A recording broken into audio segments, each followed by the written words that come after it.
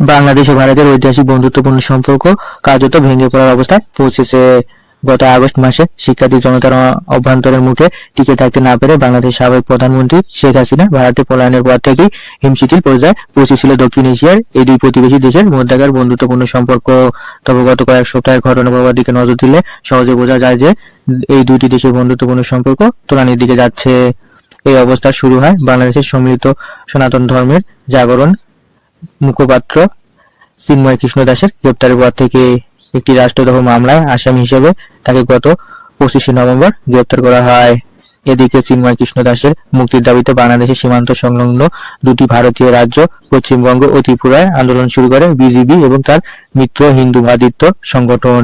সেই ধারাবাহিকতায় বাংলাদেশের হাই কমিশন কার্যালয় ভাঙচুর চালিয়ে হিন্দু সংগঠন জোট নামের একটি সংস্থা শতাধিক কর্মী ও সমর্থক এই ঘটনার ক্ষুব্ধ প্রতিক্রিয়া জানিয়েছে। বাংলাদেশের অন্তর্বর্তীকালীন সরকার বাংলাদেশে নিযুক্ত ভারতের রাষ্ট্রদূতকে তলব করেছে। অন্যদিকে ভারতের কেন্দ্রীয় সরকার ও ঘটনাকে খুবই দুঃখজনক বলে উল্লেখ করেছেন। হাই কমিশন কার্যালয়ের অভিযোগে ইতিমধ্যে 7 জনকে গ্রেপ্তার করেছে ত্রিপুরা পুলিশ। সীমান্ত এলাকায় হঠাৎ করে ভারতীয়রা সেনার উপস্থিতি অনেক বেড়েছে। নতুন নতুন ঘাঁটি তৈরি করতেছে, তারা রাস্তা নির্মাণ করছে দিনরাত।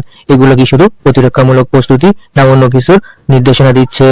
বন্ধুরা, এখনই সময় বাংলাদেশকে সিদ্ধান্ত নিতে হবে। সীমান্তের ওপাশে যা ঘটছে তা বাংলাদেশের জন্য অপেক্ষা করার মতো নয়। অন্তর্বর্তী সরকার ডক্টর মোহাম্মদ ইউনূসের উচিত দ্রুত পদক্ষেপ নিয়ে সীমান্ত পরিস্থিতি পর্যবেক্ষণ করা এবং যে কোনো সম্ভাব্য আগ্রাসনের বিরুদ্ধে যথাযথ প্রস্তুতি গ্রহণ করা।